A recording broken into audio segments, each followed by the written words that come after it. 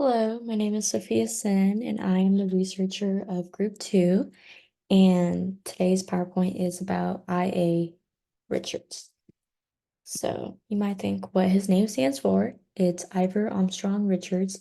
He was born on February 26, 1853, and he's really known for his best work in literacy criticism and sorry, I can't talk, theory. He explored the language in persuasion, argumentation, and examining how language functions to influence and persuade audiences. He also served in the military in the Royal Flying Corps, which is later the Royal Air Force. And then he was also an officer, and it also helped him a lot of how to think and go on about communication and language of doing his time. But after the war, he did serve in the he did serve, not serve, he did attend college, and he was an academic career as a lecturer in English and became a professor of English at several institutions of Harvard, University of Chicago, and Cambridge. So I know this is mainly towards him of the whole PowerPoint, but C.K. Odogen plays a huge part into the theory that they did come up with. His real name is Charles K. Odogen, and he's very significant in psychology, linguistics, and philosophy.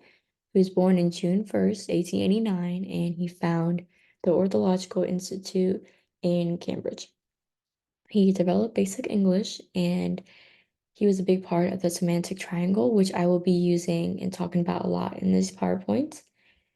Um, he also studied in Cambridge and had some time there at the Magdalene College, where he got into language and philosophy.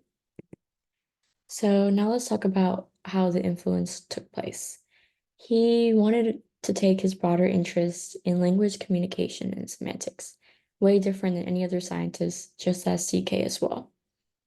So the two theories of semantic and rhetorical came into place, educational philosophy and practical concerns.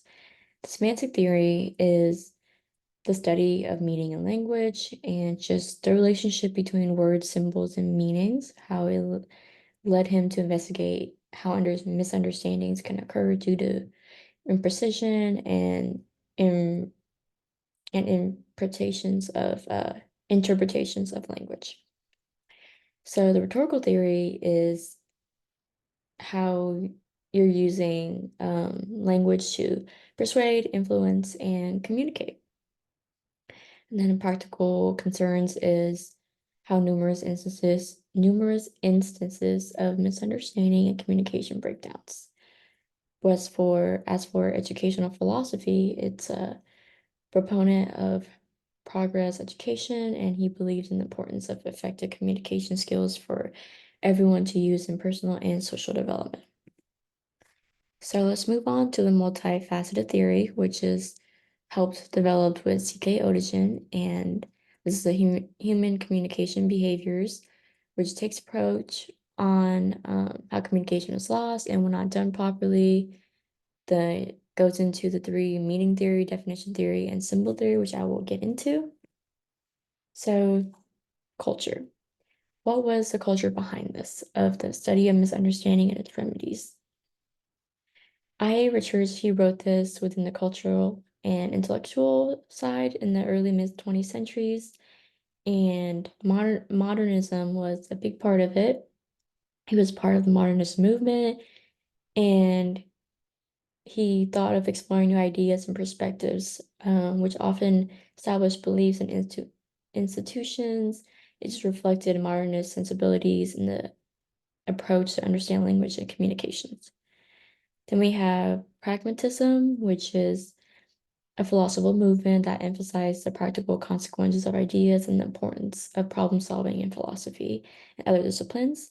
Communication theory is the study of communication, how it was gaining prominence during this period, and the advances in psychology and linguistics and media studies. Post-war concerns, Richard lived up through this upheavals of the two world wars, which he was there for, and he found a profound impact on global society and culture. Last is educational reform, which is how he was involved in advocating for progressive approaches to teach and to learn. Next is the meaning theory, which is the first one. It's practical applications, which is um, in fields such as literary criticism, rhetoric, and communication studies. And it's the understanding of dynamics of meaning and language, scholars and practitioners to help analyze and interpret text more effectively, getting communication way more easier and clear. Precision and ambiguity. Richard examined the role of this in language use. He argued that effective communication requires precision in language to convey intended meanings clearly and accurately. And then semantic reaction and triangle, you see that word again. It's proposed the concept of the reactions to describe the psychological responses evoked by language, such that words and symbols have the power to evoke emotional, intellectual, and sensory associations in our minds. And then contextual understanding, that is just the importance in shaping meaning of words deriving from their meaning in context and how it's used in their social, cultural, and situational contexts. Next is a definition theory. This is mainly more on the conceptual framework within semantics. So precision and clarity is how it's emphasized the importance of precision and clarity in defining words. He argued that clear and precision definitions are essential for effective communication. And following along to practical applications of in fields like education and communication, and essential for compiling dictionaries, teaching language skills, and fostering effective communication in various settings. And operational definitions is how he advocated for the use of the definitions and how it specifies to a concept to be measured or observed in practical terms. And then contextual consideration is the meaning of a word being very depending on the context in which it is used. The last theory is the symbol theory, which is back again, the semantic triangle as we discussed, and the role of context, which is how you recognize the significance of context in shaping the meaning of symbols in communication.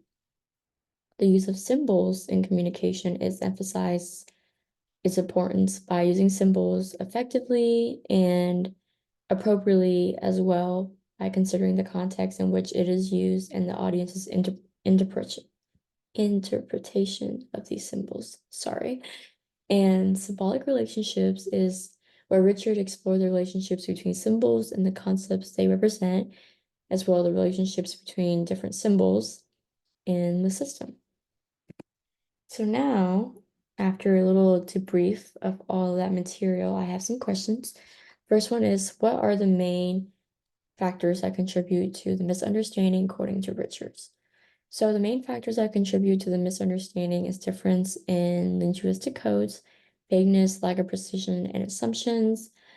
This goes into breakdowns when speakers fail to convey their intended message with sufficient precision, lack of clarity, or detail in language, and leaves room for interpretation and misunderstanding.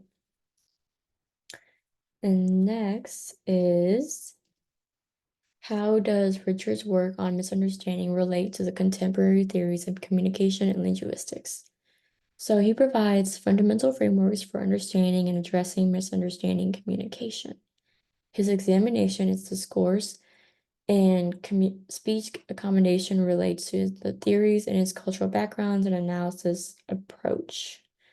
So the theory is the exploration of misunderstanding and differences, and like I said, the cultural backgrounds with contemporary theories. And it was developed by Howard Giles, and it emphasizes how individuals adjust their speech and communication style to accommodate or converge with others.